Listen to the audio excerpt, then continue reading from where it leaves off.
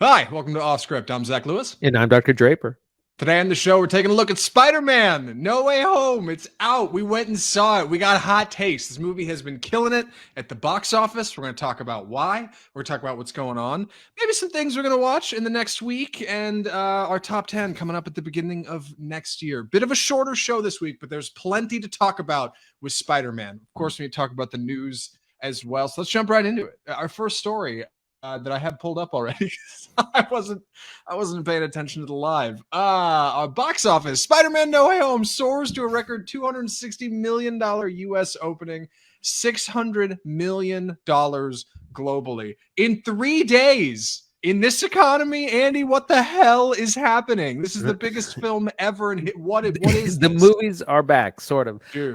Yes, No Way Home is now the number 2 biggest opening movie of all time, behind Avengers Endgame, and also in front of Avengers Infinity War, and also Star Wars: The Force Awakens and Star Wars: The Last Jedi. Which I love that Last Jedi is up so high on that because the nerds hate it so much. But no, huge, massive opening, both domestically here. It had like a $50 million Thursday previews, which is when we went to a packed theater on Thursday. So a really incredible showing, and it just shows what Marvel and the right property can do. This is also it's not good news for the other movies that are struggling. West Side Story, Steven Spielberg's remake, tumbled 67% or so. The other big opening this week, is Nightmare Alley, the new Guillermo del Toro feature, which I actually did catch. Great film, but it's made a measly like 3 million or something, and it's. I didn't know you went to Nightmare Alley. I gotta ask you more about that before we move on. But anyway, go ahead. I did. So it's again, those older adult skewing dramas are just becoming a harder and harder sell, and it's dramatically written that these are becoming extinct. But we'll see. They definitely have to change the strategy on those films, because there's obviously an audience for people to go to the movies, but they're really only coming out for certain things. Yeah, I've been trying to casually lay this on people who aren't movie nerds like us and maybe don't listen to the show every week. Which, if you're listening now, subscribe and you can listen to the show every week. But I need people to understand the gravity of how big of a deal this is. Like, this is the second biggest opening film of all time ever. Not during the pandemic, not following COVID, ever. It is absurd how many people have come out to see Spider-Man just in the opening weekend. I mean, just pulling up to the theater, it was nuts. We had trouble looking for parking, which I have not had. That hasn't happened in years. In years. Like, it took me back to when I was in high school working like opening night for The Dark Knight or one of the new Twilight films. I could not believe how many people turned out for Spider-Man. So the next time a Spider-Man movie comes out, or you blow it off thinking, oh, they're rebooting it or whatever, remember now, this weekend, the cultural impact Spider-Man has at the box office. My God. I never would have seen this coming. I know Tom Holland's popular. I know Zendaya is in Dune. All right, that's hot.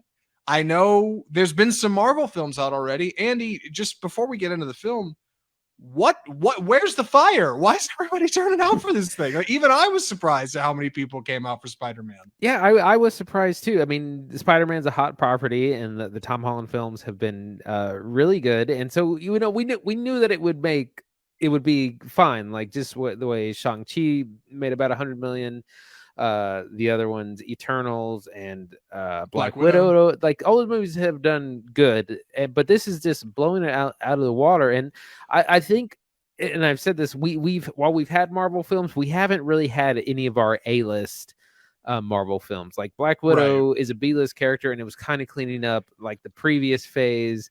I think she's A-list, but go on. Yeah. Shang-Chi is new.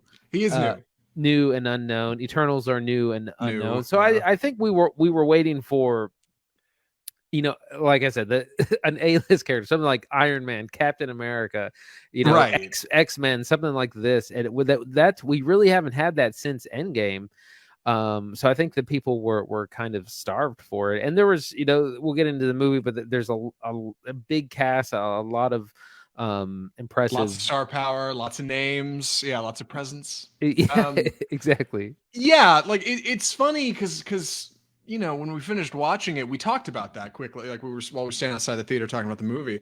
Like, what is the draw here? And you're right. Like, it's nice to feel like I don't want to say A-list Marvel film because the other ones are, and they've done great at the box office. Black Widow did great. Shang-Chi did great. Like, Eternals did great. But this is like, it's not. It's like S tier, right? It's the step above. It's Avengers quality, like star power. You're pulling in, the Sinister Six from the other movie. There's Doctor Strange is in here. Like, there's all kinds of stuff.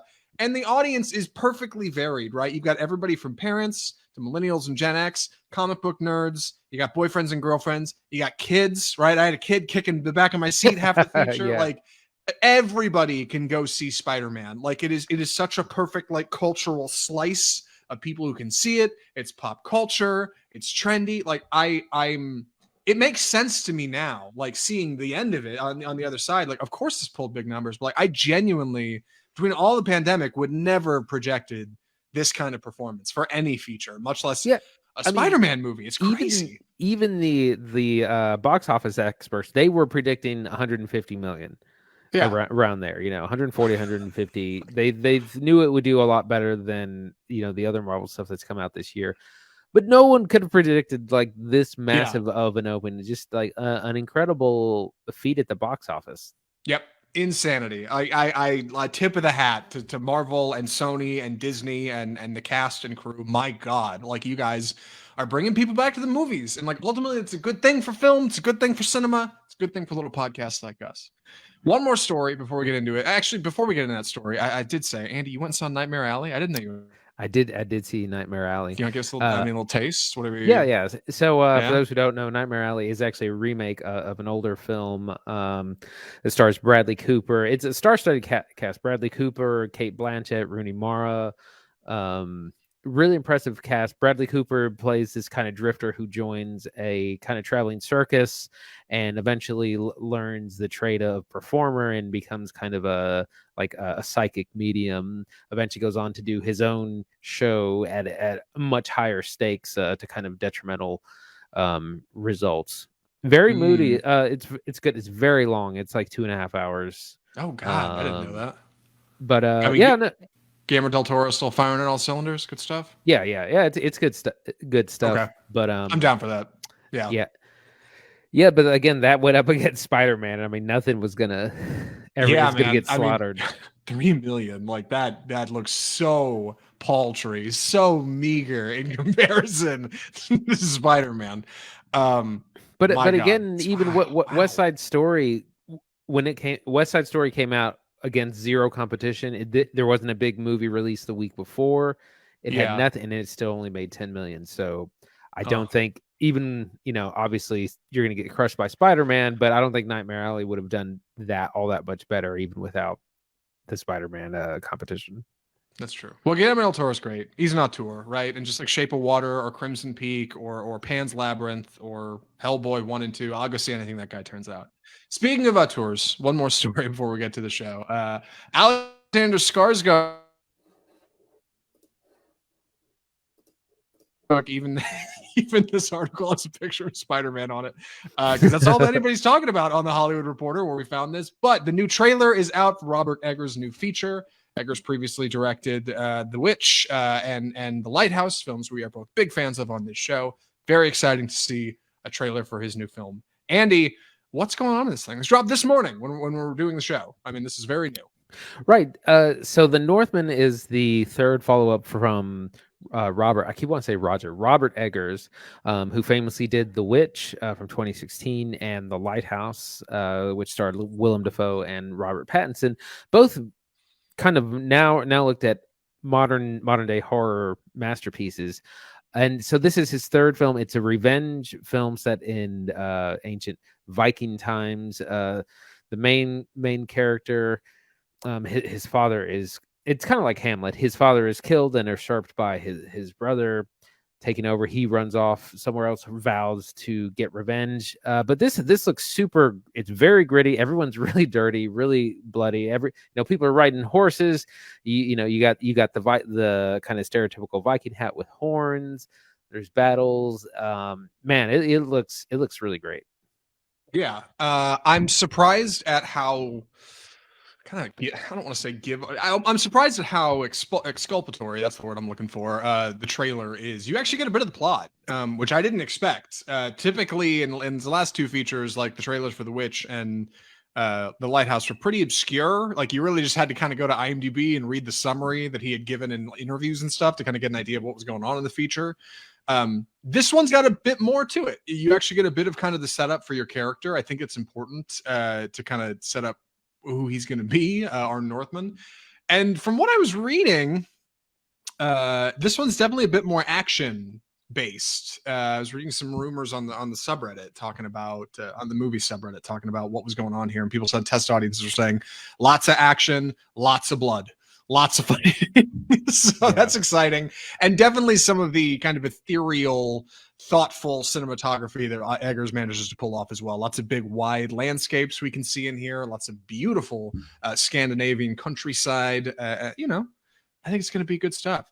I'm excited to see it. I so far he's 2-0, man. Like if Robert Eggers can keep it up, he's on his way to auteur status. If he's not already there, I mean, he knows what he's doing. And our favorite Hollywood darling Anya Taylor-Joy is also in this, who of course starred in The Witch in 2016 with Robert Eggers. Yeah. So she shows up in this as well, teams up with Alexander Skarsgård's character to help him seek revenge. She's always awesome to see. She does great work. So and Bjork is in this. Bjork.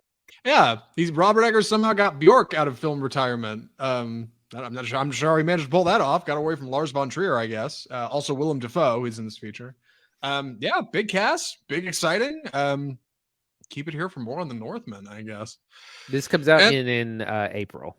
Yeah, April. Okay, we're gonna have to be on it. I'm sure we'll find somewhere to go see that. It'll be in town. Hopefully, it'll be in town wherever you're at, and keep it here on Off Script for more from the Northmen. And with that, we should move into our feature, I guess. Hold on, Andy. Any more thoughts? I'm going to cut you off. Well, I was going to mention that the Mountain himself, Hafthor Bjornsson, who played the Mountain in Game of Thrones, is actually also credited in this film, so he'll be as well as a massive Icelandic Viking person. You know, it's funny. I was looking at the cast list earlier, and I saw somebody on there with last name Bjornsson, and I definitely thought for a second, "Oh my God, the Mountain's in this." And then I thought, "Wait a second, I don't know that guy's first name. There's got to be lots of Bjornssons in the world. That's really silly of me to think it has to be the same person." So I'm glad to hear it is. He's going to be great in it. That's awesome. But yeah, that's rad. Yeah, big cast. I'm very impressed with who he's managed to pull for, and he's definitely getting some kind of star players. It seems like, right? Anya Taylor-Joy, Willem Dafoe, or both returns for him. I think Ethan Hawke will probably stick around, right? And obviously Alexander Skarsgård seems to be literally perfect for this. Could not be more of a fitting individual for a Viking prince. Why not? Could be fun. Keep it here for more on the Northmen. And with that, we should move into our feature. Typically, before we do the show, we talk about who's going to do the summary. We didn't actually before this one. Andy, I can take it. I am prepared. Thank God. Andy, please take it away. Spider-Man No Way Home. So this is the third installment in the Tom Holland Spider-Man series, which also stars Zendaya as Mary Jane, Jacob Batalon as Ned, which is his best friend, and Benedict Cumberbatch as Doctor Strange. This picks up right at the end of the previous film, which had Peter Parker's identity being revealed to the world by Mysterio. So everyone knows he's Spider-Man, his friends, his enemies. It's causing a ton of problems for Peter Parker. So he goes to Doctor Strange and asks him to, cast a spell, make everyone forget that I'm Spider-Man. And in the midst of the spell casting, things go wrong. The spell's kind of corrupted, and there's unintended consequences, which arrive in kind of villains from other multiverses crawling into there. So we see from the trailers Dr. Octopus, Doc Ock, played by Alfred Molina, showing up, Green Goblin and a number of other villains show up. Peter Parker has to then fight them, capture them, and try and send them back to the universes that they came from. This is going to require everyone working together, and they have a good plan. Some of it works, some of it kind of doesn't go exactly as they planned. There's a lot of fun, a lot of surprises, and that's our setup. So Zach, what'd you think? I'm impressed by how much I enjoyed this film, because there's a lot of this film that's frankly non-traditional. A lot of the thrills and chills and highs and lows of this film lean on essentially nostalgia, right? Nostalgia for the character of Spider-Man, the characters around Spider-Man, the heroes, the villains, and the lore, not only from the comics, but from the movies. And when a film has to have kind of homework, I feel like, to work, usually that's a bad sign. But somehow, despite that almost always tried and true method of detecting whether or not a film's going to be good based on the lore you have to understand to get into it, Spider-Man rises above, and frankly, a bit like Avengers or Avengers Infinity War, or maybe even Endgame, manages to pull in an incredibly fun at the movies. My God, this movie was a fun time. It was so much fun watching for 2.5 hours, which is normally way too long for a film. I could not believe how much I enjoyed this movie. I can't wait to talk about it. Spider-Man No Way Home's great. Andy, where do we want to start? Yeah, well, I was going to say, yeah, it was a ton of fun. I really liked it. And I was a little skeptical because I knew they were going to be bringing in people from these kind of older, the Sam Raimi Spider-Man trilogy, the Andrew Garfield Spider-Man duo, those two films he got to do. So I was a little worried because a lot of times nostalgia for nostalgia's sake is really just eye rolling. I think of something like Ghostbusters Afterlife that had way too much of it. In this movie, there is a lot of nostalgia, but it serves a point for the story, for the characters. Everyone is well used. It's not just there so you can go, oh, I remember that. It's essential to the plot and the characters. There's a lot of fun. There's a lot of action. And this movie manages to both wrap up a trilogy and also kind of not reset things, but kind of bring us back to square one. Spider-Man. That's what I'll say. So it manages to do kind of the impossible. Even though it's the third film, it's our third time out with all of these characters. So I really enjoyed it. It was a lot of fun.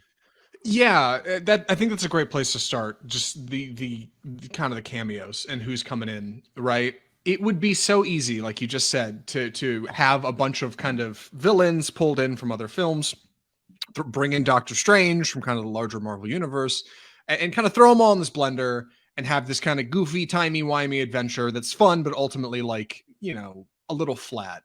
And instead, like, knowing the pressure this film has to bring in stars like Willem Dafoe and Alfred Molina to genuinely bring some dramatic weight to this film as the villains, amongst others who are villains in the film. It instead, like, approaches these characters with a sense of gratitude. It shows how thankful, like, audiences are to have characters like these, right? Have villains like the Green Goblin or Doc Ock, like, show up, and it respects them. It respects these characters in the best way, and it manages to bring them in and have a lot of fun, like, with them. Tom Holland is able to fight these characters in ways that are, like, just a blast to watch. And see how the Marvel universe has evolved over the years, how he's got Tony Stark armor now, right? Or Doctor Strange has, like, sick portals he can throw. Like, it really brings it into this kind of full picture that approaches, like, the older films with a real sense of respect. And that makes it fun, because if you liked those movies, like, you're going to see things you liked here. And if you weren't so into them, you're not going to be disappointed that they get in the way. Like, it really feels like just a clever blend of comic book lore and rich cinema history, for what it's worth, in the Marvel universe at least.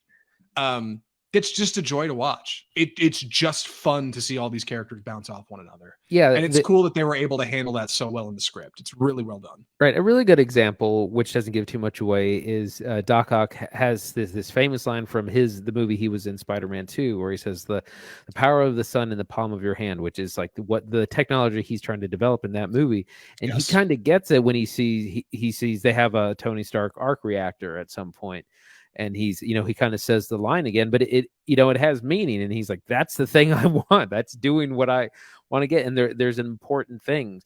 We also have this other kind of profound plot development in that they're trying to send these characters back, and they eventually realize that these people have to, when they go back, all these villains will die fighting Spider-Man. And Doctor Strange is like, well, sorry about your life. Oh, that's the multiverse, kid. Yeah, that's the way it goes. Yeah. And Tom Holland is on the opposition. He's like, no, we can't just send them back just to die. Like, that's wrong. That's cruel. And so we have a conflict even among our protagonists, and that just creates kind of a more rich story that when our heroes disagree with each other. Yeah, so that's a great place to get in. Let's start to dig into our plot a little bit, right? The larger trappings. I know you already said it at the top. Obviously we're not a spoiler cast. It's worth saying we're not going to get into anything in the third act or any of that stuff, but at least the setup from the trailer, right? Spider-Man is ousted. His identity as Peter Parker is now known following the events of the previous film, Spider-Man Far From Home. The whole world knows Peter Parker is Spider-Man. He can't get away from it. His girlfriend MJ can't get away from it. His friend Ned can't get away from it. Like, this is just their lives now. Everything is now, you're Spider-Man, and we have to deal with this, right? He's going to court over whether or not he's a vigilante criminal. The Shield is nowhere to be found to help him out. Like, Nick Fury is just not around in this film. Something's got to give, right? And he goes to Doctor Strange, mystic sorcerer of the arts. And he says, hey, you can do a little magic and get me out of this thing. What a great setup for a comic book movie about a high school kid who doesn't know what to do and has a bad idea about how to get out of it. It's great. Like, it feels perfectly in character for Peter Parker, who's kind of dumb and is supposed to be in high school and does not know the best way to be a hero or handle everything. And it's clever because it brings in the fun of Doctor Strange, right? And the portals and the crazy Inception CGI. And with that, you get the Sinister Six, which a lineup that comes out of almost nowhere and brings the nostalgia of the previous films. Like you said, you've got Willem Dafoe and Alfred Molina from the original Spider-Man trilogy, starring Tobey Maguire, way back in the day, 17 years ago or something. You've got Electro and Sandman from... Oh, and the Lizard. That's the other one from, the Amazing Spider-Man series from a couple years ago with Andrew Garfield. A few years ago, I should say, with Andrew Garfield.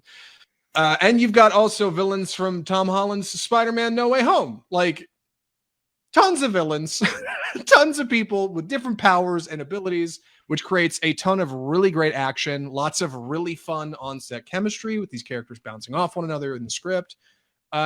A whirlwind of a film. And it seems like at 2.5 hours, it would be overloaded, right? Because that was my impression going in. This is going to be bloated. This is going to feel like too much. It's going to feel like characters are running from scene to scene. Somehow, it doesn't feel that way. Why do you think that is?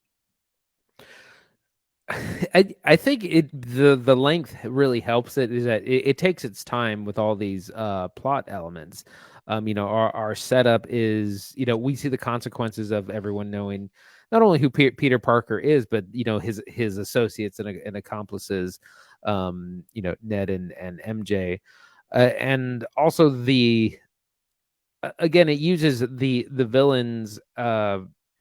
It just has complex motivations. It's not just like, here, look at all the villains from the past movies. They, he's kind of on their side. He's like, well, I don't want to kill you guys. I don't want to send you to your doom. Like, is there something we can do? Is there a way we can intervene? So we have conflicts between, Peter and Doctor Strange, but also them two and all these villains, as well as their human counterparts, MJ, Ned, and Aunt May.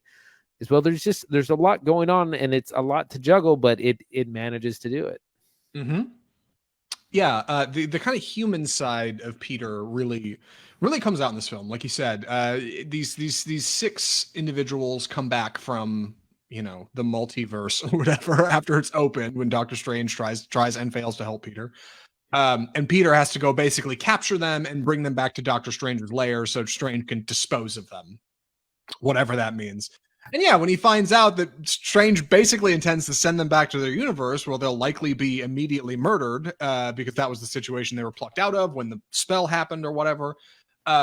He doesn't want that to happen because he knows they're bad people, right? He knows they have bad motivations. But what's interesting is No Way Home brings them in on the human side of things, right? Great, Alfred Molina, Doc Ock, right? He's a bad dude, sure. But in Spider-Man 2, way back in the day, when we all saw that movie, and he was originally in it 17 years ago, the first half of that film, he's a nice dude. Like, it's not until he's corrupted by the arms that he becomes particularly evil. And we actually get to see a bit of that. And Peter sees it too. So you get to see the multifaceted side of these characters. It's not just bad Doc Ock. It's actually Otto Octavius from the film, who is being controlled by the arms, just like he was in Spider-Man 2. And by helping him get away from that, Peter can see the better side of the character and maybe have a motivation to save him. It works in the script because us, for the audience, get to see the of our villain, right? We get to see the good side of Doc Ock and the bad side. We're reminded of what worked about them and why they turned evil. That brings us back to motivations and supports Peter saving them. And we support Peter saving them because we realize that that's the right thing to do. That's being a hero. Doctor Strange, of course, sees it from the much more practical side. They're multiverse villains. Who cares, right? They're basically ones and zeros that are out of place in the code of the universe. It doesn't matter. They're not real. Like, just snap them out of history and it's fine. And I totally get where he's coming from. You can see that side of the argument too. But it's great because every Spider-Man villain has that setup, just like Doc Ock. All of them have that. So it's cool to see them all get together and then be in the same room and start talking about, hey, maybe we should team up and get one over on this Spider-Man character, huh? Maybe we take this multiverse over for ourselves. And then others might say, no, we need to do what Peter says. He's going to help us, right? Like, you get this wonderful, multifaceted villain, set of villains coming together under one roof. It's great. Like, and again, it all works because if you've seen those previous films, then you have a bit more understanding into their motivations. But if you haven't, I don't feel like you're left out in the cold. Like, I feel like everything's accessible enough. Maybe I'm wrong because I have seen them before and Andy has too. But man, I'm so impressed at the tightrope they managed to walk with all of these villains. Like, it totally works. They're interesting, like they're multifaceted. There's two sides to every coin here. I love it. I'm very impressed. The other thing, as much as we have all these villains, which are really cool, we also still just have the development of our hero, Spider-Man. At the beginning, he is trying to have it all. He wants he wants everyone to forget, or just some people to forget. He still wants to kind of go on living his life, and he kind of learns he can't really do that. He's gonna have to choose, and so like he kind of will still learn what it really means to be a hero by the end of the film. So we have good character development in him as well. And then from what I hear, they're going to be making more of these. It'll be interesting to see. I'm not sure what direction they're going to go, but they're definitely going to have more of these planned. Yeah, that's a funny thing. Not to put the cart before the horse as far as the end of the conversation goes, because we're not done. But I have noticed seeing the film, seeing articles with Tom Holland saying like, maybe I'd like to be kind of a producer. I feel like I've accomplished a lot I'd like to do with the character. And like, I'm pretty sure a few weeks ago we were reading a thing. He's signed for like 3 more films. So like, he's not done being Spider-Man. What's exciting is this is not the end of Spider-Man. There's likely more to come. If they're not his own features, he will be appearing in some other capacity in the other films. Like the interweaving of all of these films and properties together, like, just feels a lot richer, especially when you get a movie like this or a movie like Avengers Infinity War. Like, lots of crossover, lots of engagement. It's exciting. Like, it's like you're going to the Super Bowl for Marvel movies, right? Like, you get to see all the hits, you get to see all the bangers. Everybody cool comes together, and that's neat, especially considering this doesn't actually bring everybody cool from Avengers. It has a fraction of the cool people of Avengers and still manages to pull, I feel like, the same level of excitement. Like, that's huge, and that's very exciting. I do want to talk about the action in the film a little bit. For all of my conjecturing around the script and how well every character is handled. Man, there are a lot of great action sequences in this movie. Everybody has their own set of powers, right? Everybody's got their own rules. Electro uses electricity. Sandman uses sand.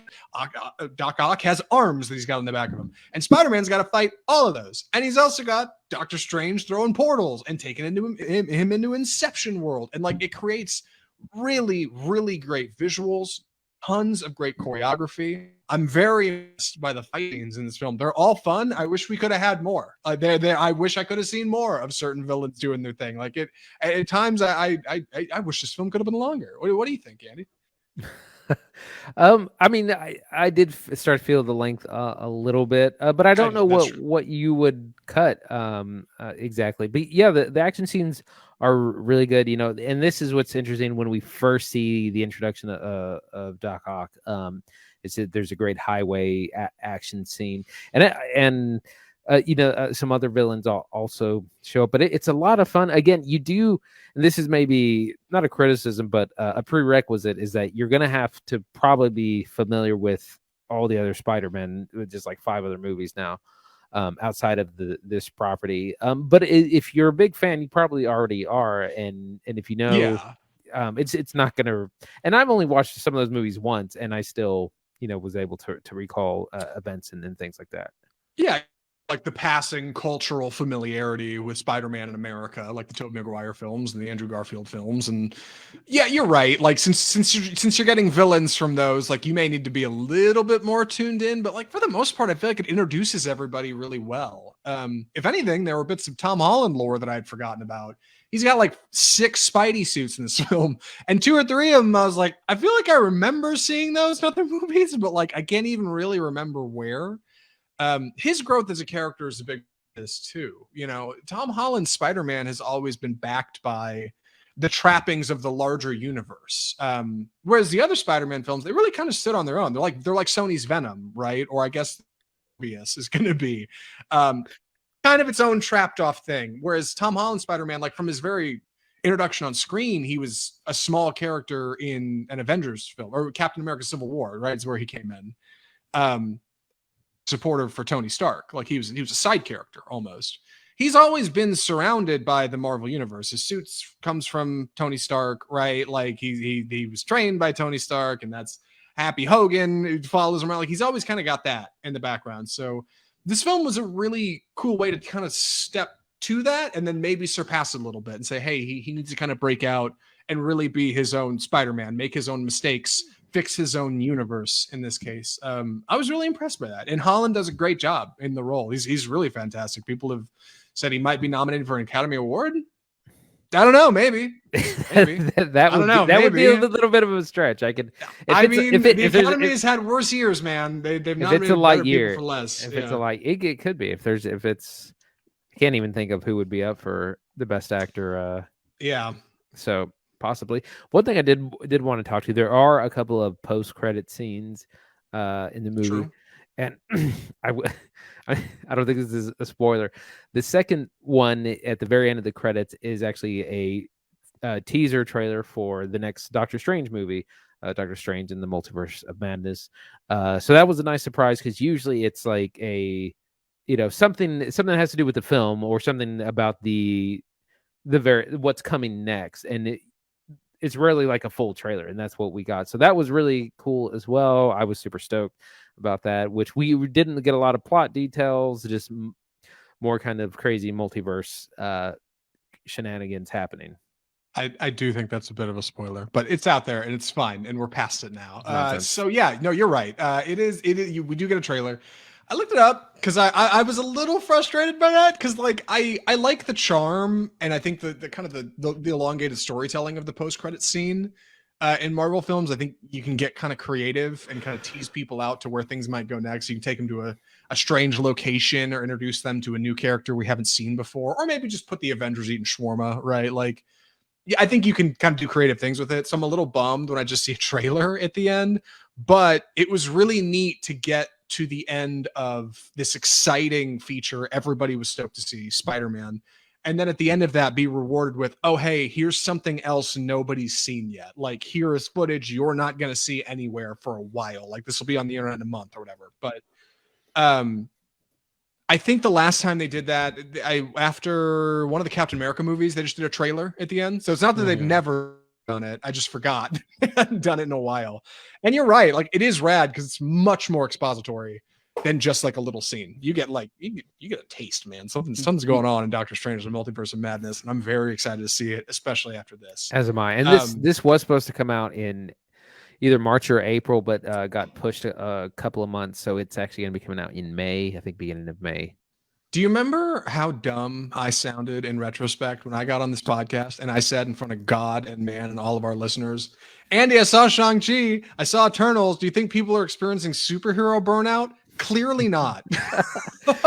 people say that I'm bored. Like, no, they're not. My God, I was so wrong. People say that after every single big movie. They're like, this is the one. People aren't going to come back for it. And then it's people have been saying that for like 10, 15 years. Are we experiencing superhero burnout? No, man.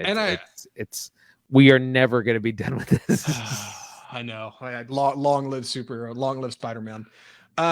Yeah, and I know Marvel and Sony cannot be expected to come together and pull off a feature like this every time. Obviously, like not every Shang-Chi is going to be Spider-Man No Way Home. I get that, right? New characters, you have to build new lore, and that's important. But man, if they don't have a playbook here, like a loose blueprint for like how to pull $1 billion at the box office, I don't know what they have. Remember, this movie almost didn't happen, by the way. There was a time like a couple summers back when Sony and Disney couldn't reach negotiations on how their deal was going to proceed for the Spider-Man property. And Sony left the table, said, hey, Spider-Man's going to be its own universe. For like a week, that was the story. We talked about it here. That was a thing. And fans and Tom Holland, of all people, apparently like video chatted the head of Sony and the head of Marvel and was like, y'all got to work this out because people want to see this. And they did. Disney gets a slightly bigger take of the box office than they were in the previous two films. And I think they still have merchandising rights for Spider-Man. Other than that, the rest of the money is Sony's. Thank God, because they turned out a monster hit here. I mean, this is well, huge. And what's interesting, so it made $600 million over the weekend, and that's we've been kind of tracking James Bond and Furious 9 or F9 whatever as the kind of top two earners, and they've been slowly battling with each other around like the 700 million mark, and we're talking like months, weeks and weeks of release. Like James Bond's been out for 2 months, Fast Furious was out in the summer, and this is going to blow it out of the water in 2 weeks. Like it is so insane. It is so vastly disproportionate to what we have seen for the last 2 years at the box office. We haven't seen this in 600 to 700 days. I mean, it's bananas. And if you don't keep up with movies, I think I can't understate the gravity of how big of a deal this is. Like, I don't know what this means for the next Marvel film. I don't know what this means for the next Spider-Man film. Maybe we're totally off base, right? Maybe they come out with whatever's next. I mean, Doctor Strange and Multiverse of Madness, I think will be a big deal, but I thought that one was supposed to be scary. That may not pull the same audience. Like, I don't really know. I don't know. But like, man, this is lightning in a bottle. They've really got something here. Yeah, and I mean, it just shows the power of certain superheroes, and it also makes you wonder, like, what is DC doing? Because DC has never pulled numbers like this. Never miss a chance to hate on DC, which I love. I mean, he like those are the comics I buy are DC, but they don't know what they're doing with their properties, and they have. I mean, arguably, Batman, Superman should be just as big, if not bigger, than Spider-Man, and it's, they struggle. I tell you, man, DC, obviously they got a lot to learn from this, but like DC should not be afraid of like casually bringing in big properties anymore. Like, I think they kind of did it with Justice League, right? With Flash and Cyborg. But for the most part, like Superman gets his own film, Wonder Woman gets her own film, Batman kind of got his own film, but it was a Superman kind of thing too. Like, they felt like they had to just kind of get the big hitters out of the way and then get going. Dude, drop Superman and Black Adam. What the hell? Put Batman in Shazam too. Why not? Right? Like, everybody knows who they are. You're not going to offend anybody, and you're just going to prime the pump for something bigger here. Like, that's how Spider-Man slipped into the Marvel universe. Look how it's paid off. My God. Like, just start using them. I mean, you might as well, right? Like, lean into it, be confident, like, and come out with something strong. DC should take notes. Yeah, I mean, Aquaman is their biggest property right now. Yeah, that should never have happened. Yeah. Well, we'll see. I mean, I think the closest thing they have to this is that new Flash movie, right? Like they're supposed to have they will Michael be Keaton's Batman back. That's as close as it's like somebody heard about this Spider-Man and they were like, we have like that. Everyone's doing multiverse That's their closest now. stab at it. Maybe it'll work. For all I know, with the right marketing, that Flash movie could pop. But like, there's no way it pulls attention like this. Spider-Man is. Oh my God. So really quick, I do want to talk about a couple other things. I mentioned Tom Holland's performance. I mentioned that the other villains are multifaceted. That's fantastic. But across the board, everybody in this movie is pretty solid. I mean, Tom Holland and Zendaya are a lot of fun. Marissa Tomei as Aunt May is great. She I don't know if you saw any of the press going into this movie. Apparently she wasn't really telling her friends or anything. Like, oh hey, I'm in that new Spider-Man movie. It hasn't been a big deal in her life. And for what it's worth, she's obviously not a. Oh, good. We're still streaming. Great. I was worried. Let me see if I can get Andy in here real fast. Hopefully he'll take the invite from the previous thing. Let me at least get my file on here. Boom. All right. Where was I? Spider-Man. Oh, good. You're back. All right. Cool. We're all here. There we are. All right. Gang's all here. All right. I'll pick this up where I left off. Yes. Everybody's fun in this movie. Marissa Tomei is great. Benedict Cumberbatch as Doctor Strange is a lot of fun. The villains are really good, and I do need to, I feel, make a special mention for Alfred Molina and Willem Dafoe, who were just acting circles around these kids. They're so good, dude. They're so much better than they need to be in this movie. Willem Dafoe's Goblin cackle is right on. Alfred Molina as Doc Ock is de-aged in this film. CGI. I had to look it up because I wasn't sure. He is. And not only does he look great, but it's like they're doing Shakespeare. I love it. Yeah. Very serious. So serious, and they should, and it like gives weight to these characters in the best way. Tons of fun, like really cool to see them both interact on screen again, and then face off against our modern Spider-Man, right? Like that's rad stuff. It's great. Yeah, it's really, really fantastic. I think we're ready for recommendations. Not quite. One more thing. What else? The music. I was so impressed at the score for this film because not only do we have lots of great music from Spider-Man No Way Home, right? Tom Holland's Spider-Man as we know it in the Marvel Universe, you get wonderful callbacks to the Michael Giacchino scores from the previous films. Like when Doc Ock shows up, you get Doc Ock's theme. When Green Goblin shows up, you get Green Goblin's theme. You even get cinematography that's like from these characters. Willem Dafoe has a little scene where it's like he's arguing with himself. It's great. I'm so impressed by how tastefully done all of these appearances are. Like, they're really fantastic. And I realize I am starting to talk in circles. So yes, with that, we should move on to recommendations. Andy, I don't know if anybody's got a question about it. Would you recommend Spider-Man No Way Home? Absolutely. I mean, if you've been paying attention to any of the Marvel stuff, if you're a superhero fan, Spider-Man fan, this movie is definitely for you. It's got everything. We get great villains, performances, heroes, comedy, tragedy. It's got it all. My only very small criticisms are that it's a little long. It's a full 2.5 hours. And the other thing, if you're not familiar with the pantheon of Spider-Man movies, you might be a little lost. Like if you have not watched any superhero movies or any Spider-Man movies, you might not get some of the jokes and some of that. But that's not who this movie's for. If you're going to see this, you've probably seen all that other stuff. So highly recommend. And it's been an incredible weekend at the box office because of it. I'm in the same boat. A ringing endorsement for this movie. I think Spider-Man No Way Home might be top 10 films of the year material. Even if you haven't seen a lot of the movies Andy and I have been watching on our script, it might be top 3. I mean, there's a lot of cool stuff that's come out this year, but this is something special.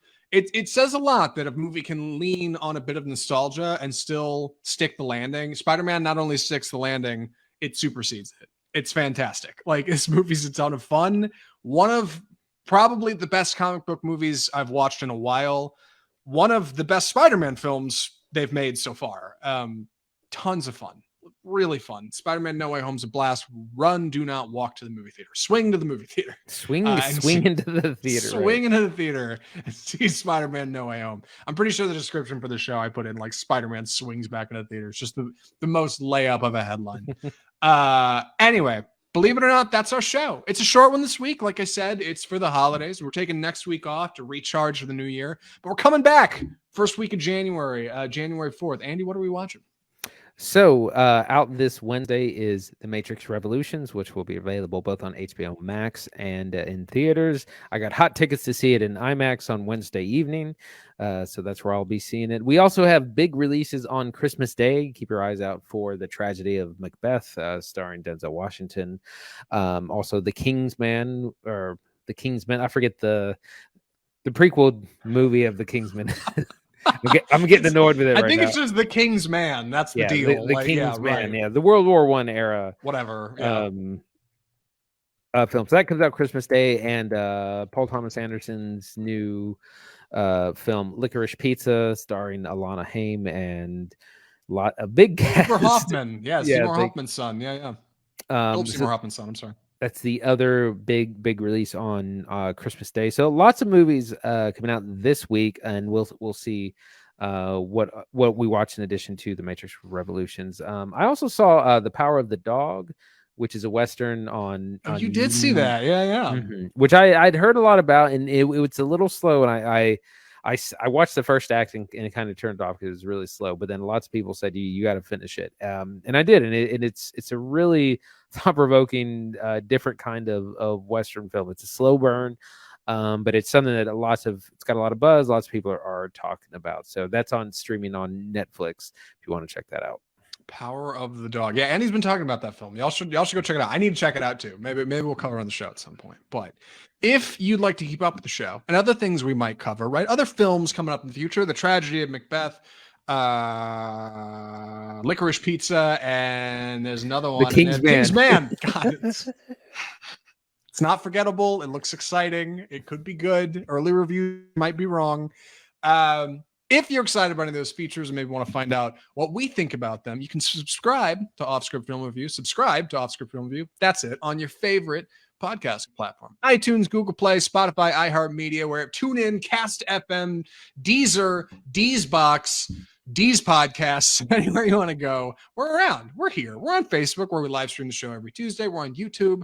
We're on Twitter. We're on Instagram. You can follow us over in those places. You can check out our website, offscriptfilmreview.com. You can mail us correspondence at mail@offscriptfilmreview.com. And if it's glowing, we might even read it on the show. But the biggest thing you could do to help out Offscript, right, is just subscribe. Just subscribe to the show to get new episodes in your inbox every single Tuesday. We don't, spam or anything. We're pretty legit, I think. And that about wraps it. Just about for the year. That wraps up 2021. That wraps up, 2021 for Off Script. What a strange and wonderful year it's been. I think next January, like I said, we're coming back with The Matrix. Something else we haven't decided on yet. We'll figure it out when we get there. And then at some point, we got to do our top 10. Got to review everything we watched this year. Andy's already put it together. He's got a killer list. I haven't started yet. I'll get myself together. It'll be all right.